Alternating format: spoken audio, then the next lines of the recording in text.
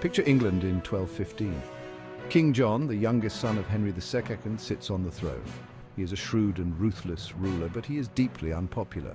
John's reign is a tapestry of turmoil woven with threads of extortionate taxes, disastrous wars, and brutal power grabs. He has alienated the church, lost vast swathes of English territory in France, and earned the scorn of his barons. These powerful nobles, accustomed to certain rights and privileges, chafe under John's heavy hand. The air crackles with discontent. The relationship between John and his barons had always been strained. They saw him as greedy and untrustworthy, a king who put his own interests above those of the realm. John, in turn, viewed the barons as obstacles to his absolute authority. He resented their power and influence, and he missed no opportunity to remind them who was king. Years of simmering resentment boiled over when John demanded even more taxes from his already overburdened subjects. The barons had finally had enough. Led by powerful figures like Robert Fitzwalter and Stephen Langton, the Archbishop of Canterbury, the barons rose up in rebellion. They renounced their oaths of fealty to John and marched on London, capturing the capital with little resistance. John, facing the collapse of his authority, was forced to negotiate. He agreed to meet the rebel barons at Runnymede, a meadow on the River Thames, to address their grievances. The stage was set for a momentous clash of wills, a confrontation that would forever alter the course of English history. John, desperate to cling to power, faced a united front of barons determined to assert their rights and curb the king's arbitrary rule. The fate of England hung in the balance. Under the watchful eyes of history, King John and the rebellious barons met at Runnymede in June 1215. The air was thick with tension, the silence punctuated by the rustling of parchment and the murmur of anxious whispers. Both sides knew that this was no ordinary meeting. The very future of England hung in the balance. John, backed into a corner, had little choice but to agree to the barons' demands. He reluctantly affixed his seal to a document that would forever change the relationship between the monarchy and the people. That document was the Magna Carta, the great charter that enshrined fundamental principles of liberty and justice. It was not a constitution in the modern sense, but a practical solution to a political crisis. The barons, wary of John's treachery, demanded guarantees for their rights and freedoms. They wanted to ensure that no king, not even one as cunning as John, could trample on the law or rule with impunity. The sealing of the Magna Carta was a pivotal moment in English history. It marked the first time that a king's power was explicitly limited by a written agreement. It established the principle that even the monarch was subject to the rule of law. Though its immediate impact was short-lived, the Magna Carta's legacy would resonate through the centuries. The Magna Carta was not a philosophical treatise on liberty. It was a practical document rooted in the specific grievances of the barons. It contained 63 clauses, many dealing with feudal customs and practices. But within its dense legal language lay the seeds of revolutionary ideas. One of the most famous clauses, Article 39, stated that no free man could be imprisoned, stripped of his possessions, or exiled except by the lawful judgment of his peers or by the law of the land. This principle, later enshrined in the US Constitution's Fifth Amendment, established the right to due process of law and protection against arbitrary arrest and punishment. It was a radical departure from the arbitrary rule of kings and laid the foundation for the concept of habeas corpus. Another key provision, Article 12, prohibited the king from imposing new taxes without the general consent of the realm. This clause, aimed at curbing John's extortionate taxation, established the principle of parliamentary consent for taxation. It recognized that the people, through their representatives, had a say in how they were governed.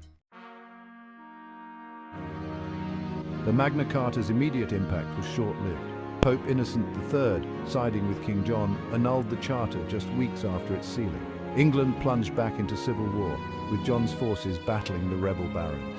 But the seeds of liberty had been sown. John's death in 1216 paved the way for a more stable reign under his young son, Henry III. The Magna Carta, reissued in a revised form, became a cornerstone of English law. Over the centuries, it was invoked time and again to challenge the arbitrary exercise of power. During the English Civil War in the 17th century, parliamentarians used the Magna Carta as a rallying cry against the absolutist rule of Charles I. They argued that the king had violated the ancient rights and liberties enshrined in the Charter. The Magna Carta's principles of limited government and individual rights resonated with the American colonists in their struggle for independence. More than 800 years after it was sealed, the Magna Carta continues to hold a unique place in our collective imagination.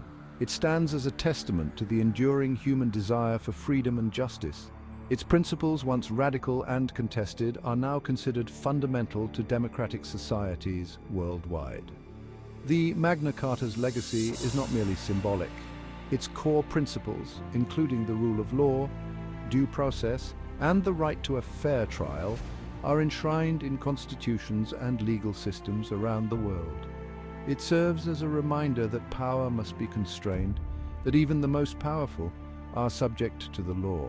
Its principles continue to inspire activists, lawyers, and ordinary citizens fighting for their rights and freedoms. It's important to remember that the Magna Carta was a product of its time. The freemen it protected were a privileged minority, excluding women, serfs, and the vast majority of the population.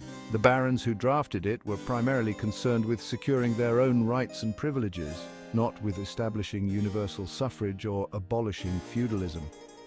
Our modern understanding of liberty, shaped by centuries of social progress and political upheaval, is far more expansive than the medieval concept.